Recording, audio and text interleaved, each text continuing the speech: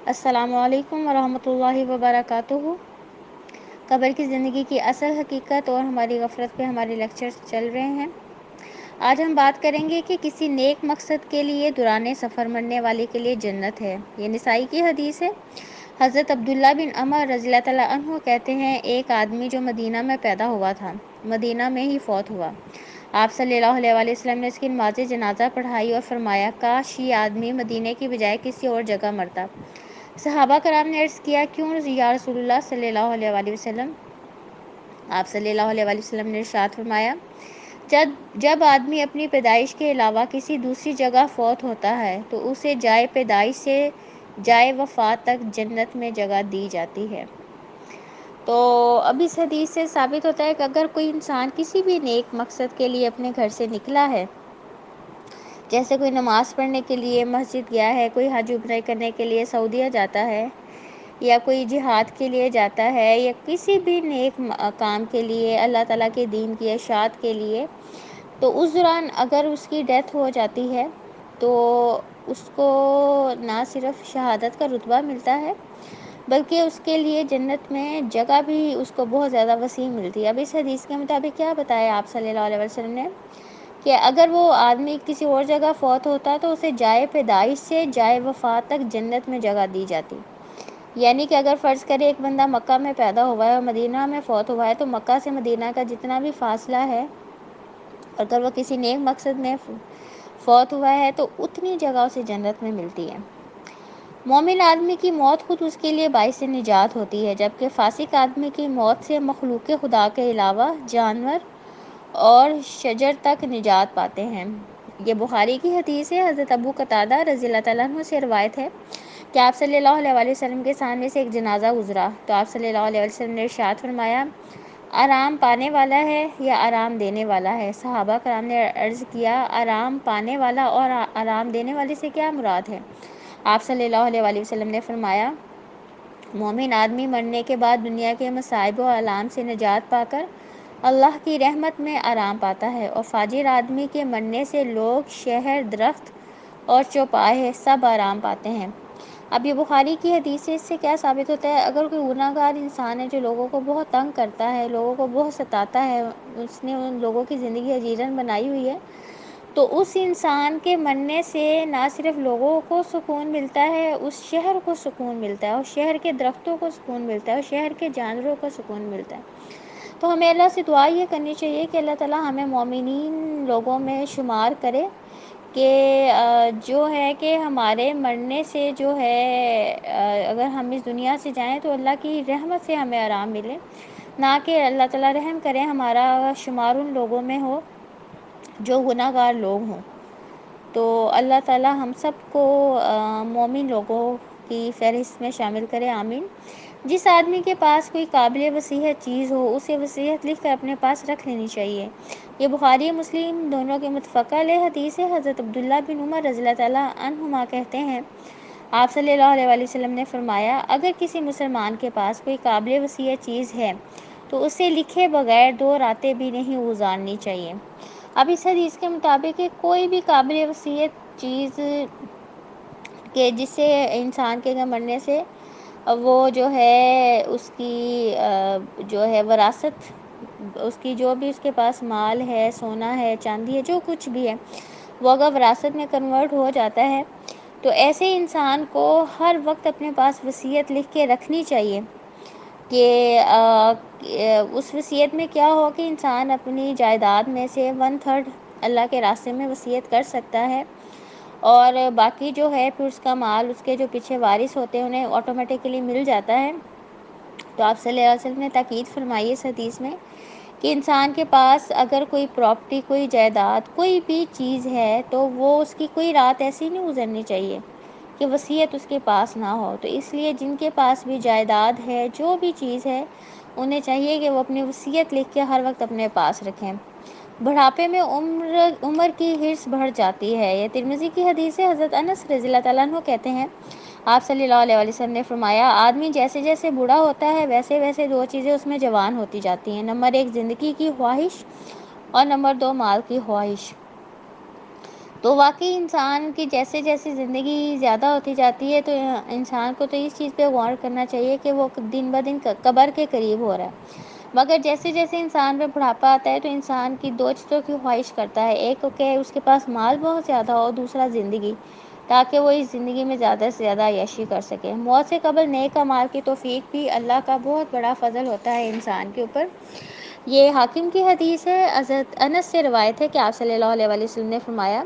جب اللہ تعالیٰ کسی بندے سے بھلائی کا ارادہ فرماتا ہے تو اس سے کام لیتا ہے۔ آپ صلی اللہ علیہ وسلم کی خدمت میں عرض کیا گیا، اللہ کیسے کام لیتا ہے؟ آپ صلی اللہ علیہ وسلم نے فرمایا، اس بندے کو مرنے سے پہلے نیک عمل کی توفیق اللہ تعالیٰ عطا فرماتا ہے۔ دیکھ لیں کتنی بڑی سعادت ہے کہ اگر آپ کو، مجھے، یہ ہم سب میں سے جس کو بھی اللہ نیک کام کی توفیق دے تو یہ اللہ کی بہت بڑی رحمت اس انسان کے اوپر ہوتی ہے کہ کیونکہ دیکھیں نیک عمل بھی ہم اللہ کی توفیق اور اللہ کے حکم کے بغیر کر نہیں سکتے، تو یہ اللہ کا احسان عظیم ہم لوگوں پہ ہوتا ہے۔ اگر ہم کوئی بھی اچھا کام کرتے ہیں تو یہ صرف اور صرف اللہ کی رحمت، اس کی توفیق، اس کی برکت سے ہوتا ہے۔ مومن کے لیے موت فتنوں سے اچھی ہے، یہ احمد کی حدیث ہے۔ حضرت محمود بن لبید رضی اللہ تعالیٰ عنہ سے روایت ہے کہ آپ صلی اللہ علیہ وسلم نے فرمایا، دو چیزوں سے ابن آدم نفرت کرتا ہے، نمبر 1 موت، حالانکہ موت مومن کے لیے فتنے سے بہتر ہے، اور نمبر 2 مال کی کمی سے نفرت کرتا ہے، حالانکہ مال کی کمی حساب میں کمی کے لیے اچھی ہے۔ اب اس حدیث سے کیا پتہ چلتا ہے کہ دیکھیں ظاہر ہے جتنی زندگی گزاریں گے انسان کا نفس اس کے ساتھ ہے، اور آپ کو بھی پتہ ہے کہ ہمارا نفس ہمارے کنٹرول میں کم ہی ہوتا ہے، تو جو ہے موت مومن کے لیے فتنے سے بہتر ہے، یعنی کہ انسان اگر نیک اعمال کر رہا ہے، کوئی پتہ نہیں کہ کس لمحے وہ گناہ کا کام کرنا شروع کر دے اور اسی گناہ میں اس کا اینڈ ہو جائے۔ اور دوسرا، مال کی کمی سے انسان نفرت کرتا ہے، اور آپ کو بھی پتہ ہے جتنا مال ہمارے پاس ہوگا آخرت میں اتنی ہی زیادہ جواب دہی ہوگی۔ مرنے کے بعد صرف انسان کے اعمال ہی اس کا ساتھ دیتے ہیں، یہ بھی متفقہ علیہ حدیث ہے، بخاری اور مسلم دونوں کی ہے۔ حضرت انس رضی اللہ تعالیٰ عنہ کہتے ہیں، آپ صلی اللہ علیہ وسلم نے فرمایا، 3 چیزیں میت کے ساتھ جاتی ہیں، 2 واپس آ جاتی ہیں اور 1 میت کے ساتھ ہی رہ جاتی ہے۔ نمبر 1 میت کے اہل و عیال، نمبر 2 میت کا مال، اور نمبر 3 اعمال اس کے ساتھ جاتے ہیں۔ اس کا اہل و عیال اور مال واپس پلٹ آتے ہیں اور اس کے اعمال ساتھ رہ جاتے ہیں، اور واقعی ایسے ہی ہوتا ہے، اہل و عیال دفنانے جاتے ہیں اور جو مال ہے وہ تھوڑا بہت اس کے کفن دفن میں استعمال ہو جاتا ہے، اور باقی مال جو پیچھے بچ جاتا ہے وہ وراثت میں تقسیم ہو جاتا ہے۔ تو لے دے کے ایک انسان کے اعمال اچھے یا برے اعمال ہی رہ جاتے ہیں جو انسان کے ساتھ قبر میں جاتے ہیں۔ اگر اچھے اعمال ہوں گے تو قبر میں جنت کی کھڑکی کھل جاتی ہے، اور نعوذ باللہ اگر برے اعمال ہوں تو اس میں قبر میں دوزخ کی کھڑکی کھل جاتی ہے۔ اللہ ہم سب کو صحیح راستے پہ چلنے کی توفیق عطا فرمائے، آمین۔ انسان کے مرنے پر فرشتوں کا سوال، اس نے آگے کیا بھیجا ہے، یہ بہقی کی حدیث ہے۔ حضرت ابو ہریرہ رضی اللہ تعالیٰ عنہ اس حدیث کو آپ صلی اللہ علیہ وسلم سے روایت کرتے ہیں کہ جب آدمی مرتا ہے تو فرشتے پوچھتے ہیں اس نے آگے کیا بھیجا ہے، جبکہ لوگ پوچھتے ہیں اس نے پیچھے کیا چھوڑا ہے۔ اور واقعی یہ ایک حقیقت ہے کہ جب بھی کوئی مرتا ہے تو لوگ یہ پوچھتے ہیں کچھ گھر والوں کے لیے کچھ چھوڑ کے گیا ہے، کوئی پیسہ، کوئی مال، کوئی جائیداد، اور جبکہ جو فرشتے کیا پوچھتے ہیں کہ اس آدمی نے آگے کے لیے کوئی نیکیاں بھیجی ہیں، قیامت کے دن کے لیے یا قبر کی زندگی کے لیے کوئی نیکیاں بھیجی ہیں۔ اللہ تعالیٰ ہمیں اپنی قبر کی صحیح تیاری کرنے کی توفیق عطا فرمائے، آمین۔ موت کی تکلیف مومن کے گناہوں کا کفارہ بنتی ہے، یہ ترمذی کی حدیث ہے۔ حضرت عائشہ رضی اللہ تعالیٰ عنہ کہتی ہیں، آپ صلی اللہ علیہ وسلم نے فرمایا، مومن کو جب کانٹا چبھتا ہے یا اس سے بھی کوئی کم درجے کی تکلیف پہنچتی ہے تو اللہ تعالیٰ اس کا ایک درجہ بلند کرتے ہیں اور یہ گناہ مٹا دیتے ہیں۔ اب اس حدیث سے ثابت ہوتا ہے کہ مومن کو اگر کوئی بھی دنیا میں آزمائش آتی ہے، پریشانی آتی ہے، دیکھیں اس حدیث میں کیا ہے، اگر کانٹا بھی چبھتا ہے تو اللہ تعالیٰ کیا کرتے ہیں، اس بندے کے نہ صرف درجات بلند کرتے ہیں، اللہ اس بندے کے نامہ اعمال سے اس کے گناہوں کو بھی مٹا دیتے ہیں۔ تو اس لیے کبھی بھی آزمائش و پریشانی میں ہم نے بہت پریشان نہیں ہونا، کیونکہ یہ ہمارے گناہوں کا کفارہ پریشانیاں بن جاتی ہیں۔ دوسری حدیث بھی ترمذی کی ہے، حضرت ابو سعید خدری رضی اللہ تعالیٰ عنہ کہتے ہیں، آپ صلی اللہ علیہ وسلم نے فرمایا، مومن کو جب بھی کوئی مصیبت، غم یا دکھ پہنچتا ہے کہ کوئی فکر جو اسے پریشان کرے، اس کے سبب اللہ تعالیٰ مومن کے گناہ مٹا دیتے ہیں۔ اب دیکھ لیں، ہمیں کبھی بھی آزمائش یا پریشانی کو برا بھلا نہیں کہنا چاہیے، کیونکہ آزمائش و پریشانی بھی ہمارے جو ہیں وہ گناہوں کو ختم کرنے کا باعث بنتی ہیں۔ دیکھیے اللہ تعالیٰ کتنے غفور رحیم ہے، اللہ تعالیٰ کس طرح ہم گناہ گار لوگوں کے گناہوں کو معاف فرماتے ہیں۔ اگلی حدیث طبرانی کی ہے، حضرت ابو امامہ رضی اللہ تعالیٰ عنہ سے روایت ہے کہ آپ صلی اللہ علیہ وسلم نے فرمایا،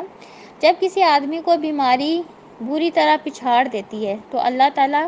اسے اس بیماری کی وجہ سے گناہوں سے پاک کر کے دنیا سے اٹھاتے ہیں۔ اب دیکھیں اس حدیث میں بھی کتنی بڑی ہمیں جو ہے خوشخبری دی گئی ہے کہ کئی دفعہ آپ نے دیکھا ہے دنیا میں کئی لوگ بہت زیادہ بیمار ہو جاتے ہیں، جیسے کسی کو کینسر ہو جاتا ہے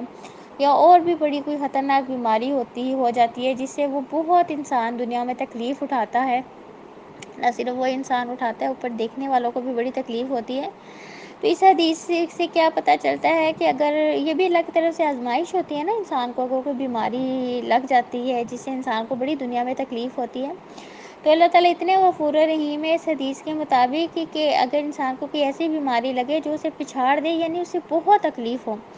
تو اللہ تعالیٰ اس بیماری کی وجہ سے اس آدمی کو گناہوں سے پاک کر کے دنیا میں اٹھاتے ہیں۔ دیکھ لیں اس کے سارے گناہ اس بیماری کی وجہ سے اللہ تعالیٰ معاف فرما دیتے ہیں۔ موت مومن کے لیے تحفہ ہے، یہ طبرانی کی حدیث ہے، حضرت عبداللہ بن عمر رضی اللہ تعالیٰ عنہما سے روایت ہے کہ آپ صلی اللہ علیہ وسلم نے فرمایا، مومن آدمی کے لیے موت اللہ کی طرف سے تحفہ ہے۔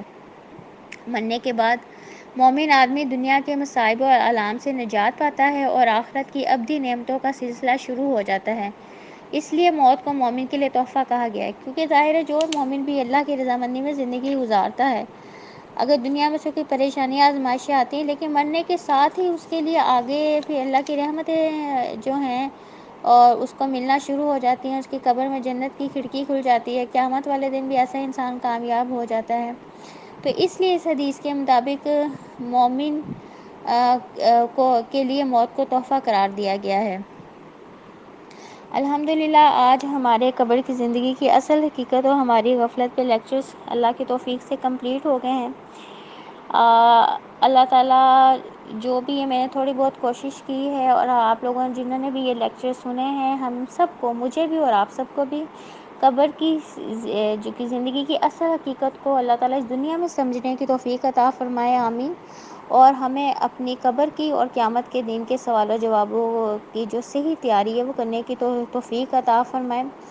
اگر ان لیکچرز میں کوئی میرے منہ سے غلط بات نکل گئی ہو تو میں اللہ تعالیٰ سے معافی چاہتی ہوں۔ اور اب آپ نے مجھے فیڈ بیک گروپ میں بتانا ہے ان لیکچرز کو سننے کے بعد آپ لوگوں کی زندگیوں میں کیا چینج آیا، آپ لوگ سیریس ہوئے ہیں اپنی اگلی زندگی کی تیاری کے لیے، کیونکہ دیکھیں موت برحق ہے، آج نہیں تو کل ہم سب نے مر جانا ہے، جس کا جب ٹائم آتا جائے گا ویسے ویسے وہ اس دنیا سے جاتا جائے گا۔ یہ ٹیمپریری لائف ہے، فار ایور کی لائف ہمارے مرنے کے بعد سٹارٹ ہوگی۔ تو ہم سب نے انشاءاللہ اب کوشش کرنی ہے کہ اپنی قبروں میں جو ہیں ہم جنت کی کھڑکیاں کھلوا سکیں، اور اللہ تعالیٰ جو قیامت کا دن 50,000 سال پہ مشتمل ہے، اس دن بھی اللہ تعالیٰ ہم سب کو اپنے عرش کے سائے کے نیچے جگہ دے اور بغیر حساب کتاب کے ہمیں اللہ تعالیٰ جنت میں لے جائے، آمین ثم آمین۔ سبحانک اللہم و بحمدک، اشہد ان لا الہ الا انت، استغفرک و اتوب الیک۔ ربنا تقبل منا انک انت السمیع العلیم وتب علینا انک انت التواب الرحیم۔ سبحان ربک رب العزت عما یصفون وسلام علی المرسلین والحمد للہ رب العالمین۔ السلام علیکم ورحمۃ اللہ وبرکاتہ۔